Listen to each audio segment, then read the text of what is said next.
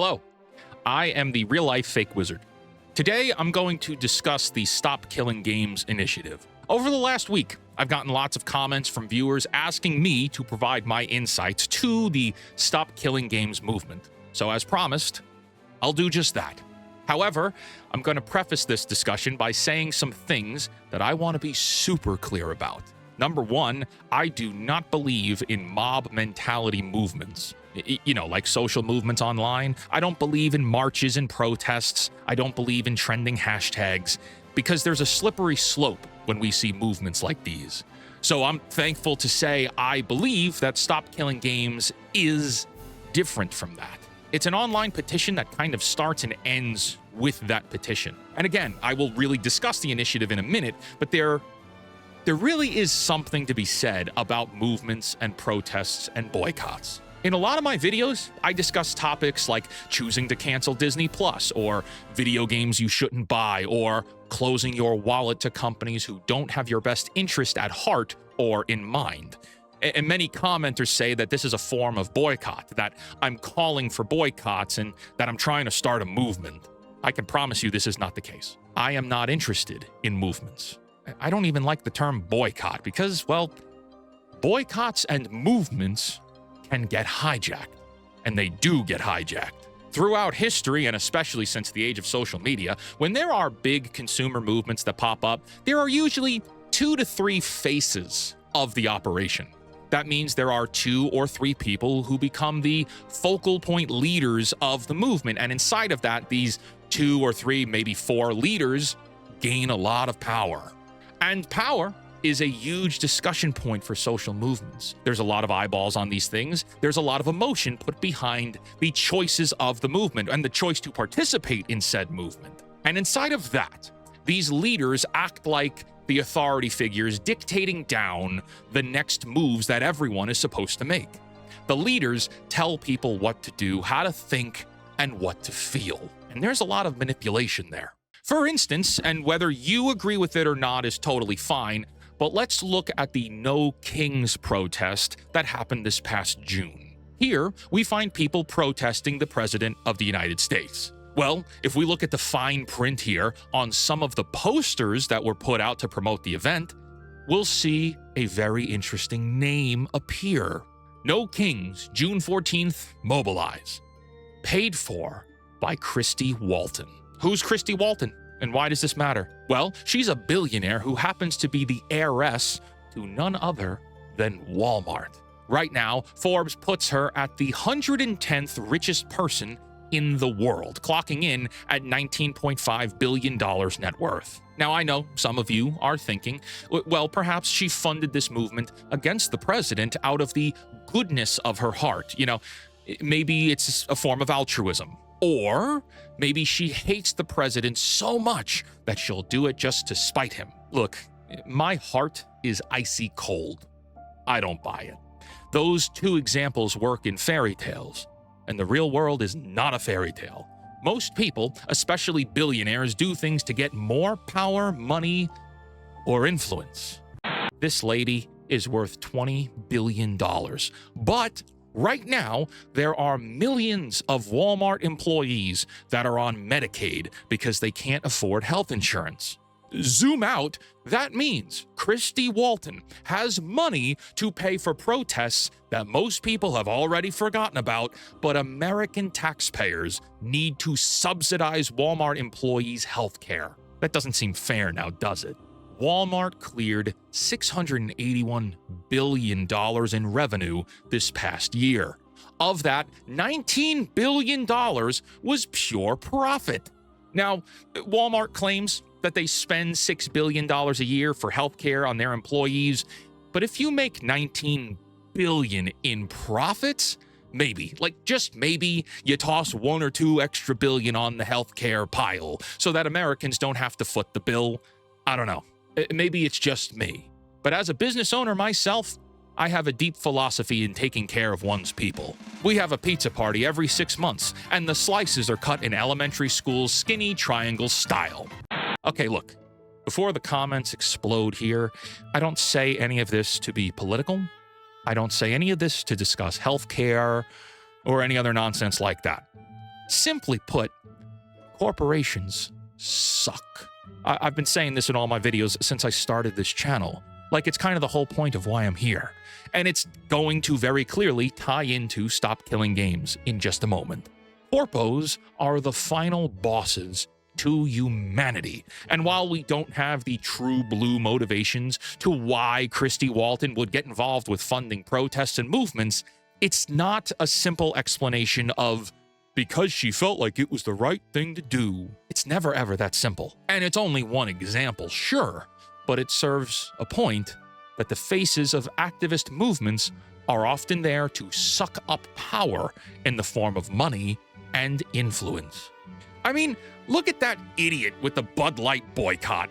Here, Kid Rock shoots cans of Bud Light to protest the Dylan Mulvaney cringe can, only to be caught drinking it at a concert a few weeks later.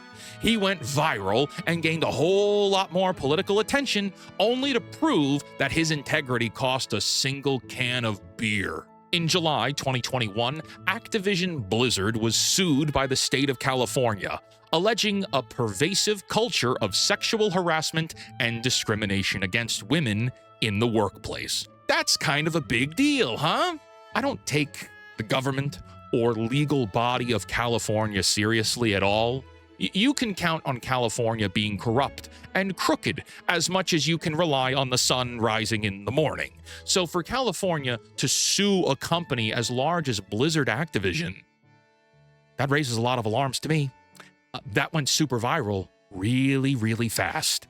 And in the heat of this controversy, we saw countless content creators on YouTube and TikTok stand in solidarity that they won't be buying, playing, or covering Warcraft or other Blizzard games henceforth.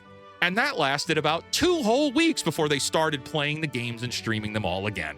It's fun to be part of a movement. It's fun to use a hashtag and get lots of engagement. It's fun to bank on the hopes and dreams of real people to further your own agenda and or power. There's a good saying in politics that can be applied to lots of social movements. Never let a good tragedy go to waste.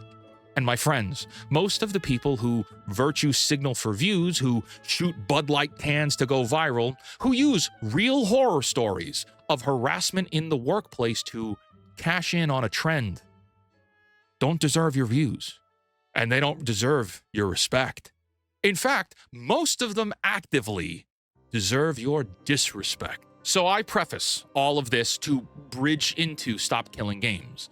Clearly, I have a lot of issues with social movements. And interestingly here, SKG is not a boycott, like it says in the title of this video. I don't even know if I would personally call it a movement yet.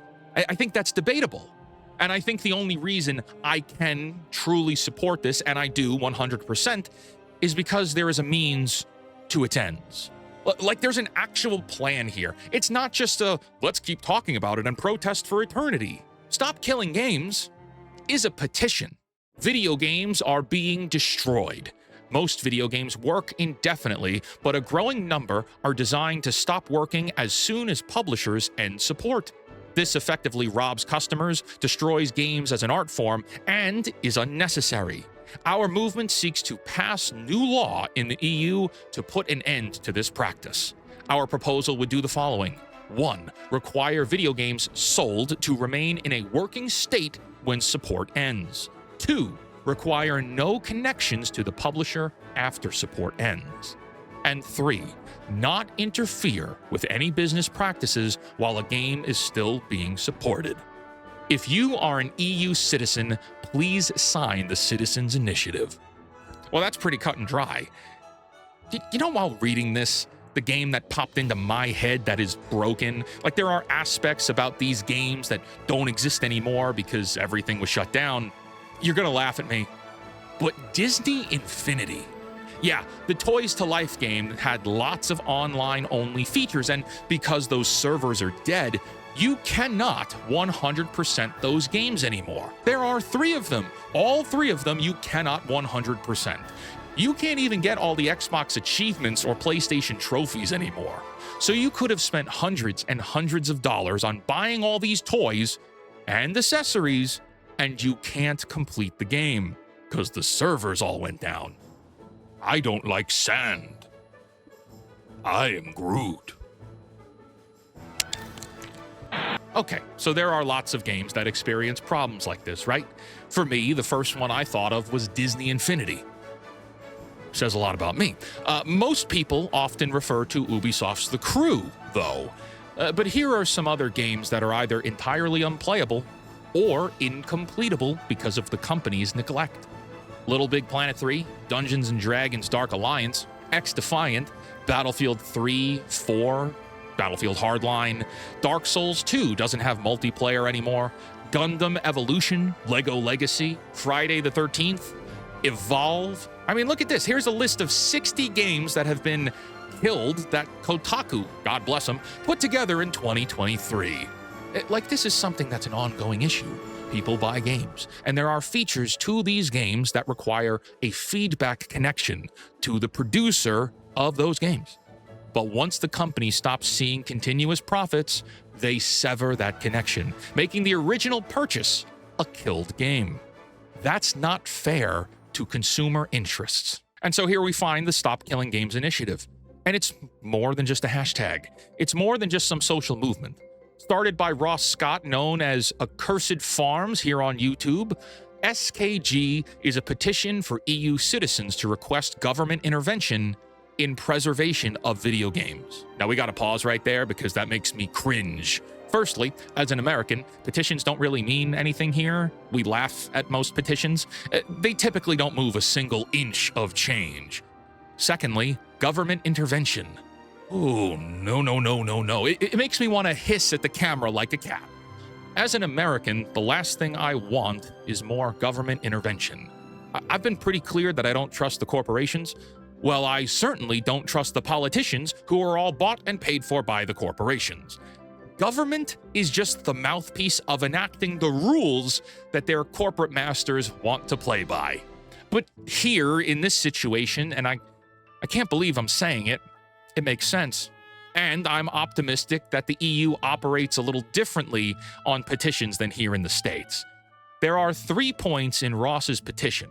Video games must remain in a working state after support ends, connection to the publisher must not be required, and no interference with business practices while games are being supported.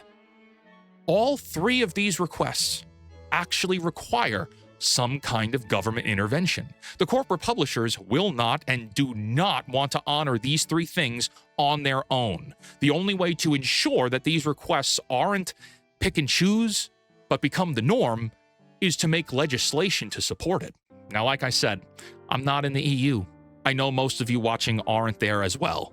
But after having done research and watching how it is exploding in the zeitgeist thanks to a dummy who continues to prove he's a puppet with corporate hands jammed forcibly up his ass, well, I guess it's worth talking about now, isn't it? Look, I made a lot of buzz on here when I covered the Switch 2, and part of that was me saying to you, at what point do you care?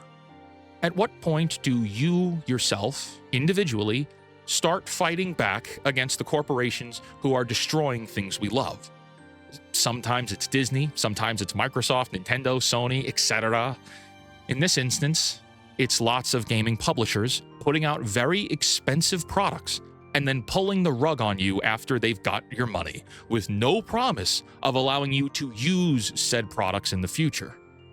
At what point do you get involved? For me, personally, having worked in the corporate space for too much time, I know how devious they are. And so my threshold, my line of tolerance, is extraordinarily low. I know that about me. But I'm going to ask you now, what's your line? It doesn't need to be as strict as mine. It's yours. At what point do you care? At what point do you, personally, without social movement, without hashtags and protests, begin to stop funding the corporations who are actively taking advantage of you? What does the line look like? Define it. Keep it in your back pocket and be aware of the conditions for where you need to mobilize. This is my message to the Americans and the rest of the world who cannot take part in this petition. But to all my EU friends who can sign this petition, you kind of have nothing to lose and everything to gain. The more names signed, gets us one step closer to fighting back on the legislative front. That's a fight worth having. This is a war taking place on many lands and many fields. I'm putting the link down below in this video that will take you to the page where you can sign the petition. I may not take petitions seriously, but if I could, I would sign this one. I'll leave you all with this. You know, people discuss fighting corporations on the macro level. They say things like, we need more government intervention, or I don't like capitalism, or we need to raise taxes. And these solutions to get corporations in check, there's a simpler response, right? Because at its core, the system that we live in here in the West is predicated on a relationship. It's a relationship between buyers and sellers. Sellers offer products and services at certain prices based on things like cost of goods, time, supply, and demand. But the buyers still need to buy the thing. They still have to buy these products. And it's often stated that the market is what truly defines the price of the products. Well, market is just another word for buyer. The buyers is who determines the price. And if the price is too high, or in this case, with Stop Killing Games, the companies are actively and deviously engaging in practices that reduce your voice and reduce the value you receive for your investment, the simplest and quickest and most impactful solution is to stop buying. Yes, stop buying. Corporations want you to think they're too big to fail. You can't really take them on, and that they're untouchable. Well, as Hugo Strange said in Arkham City, no one is untouchable. Corporations are only as strong as their cash flow. If you define your terms and you set that threshold for them to cross, unfortunately, they will cross it. And when they do, you stop funding them. You stop buying. Now multiply that out over time and by magnitudes of people, and the buyers take back control of the market. But you see here, what I've described is not a social movement or a hashtag. It's not something that can be co-opted by sniveling slime content creators that are going to grift on the things you care about, because it's a belief that cannot be hijacked for views. Because it's you. It's your terms. It's personal to you, and it's betrayal against you. And they will betray you. These corporations hate that you think. They hate that you'd have a brain, and that you'd want to be able to play the games you bought years after they're released. We don't really need macro-level systemic change. We need the buyers, which is you and I, to wrestle back control of the market by reestablishing the terms of commerce.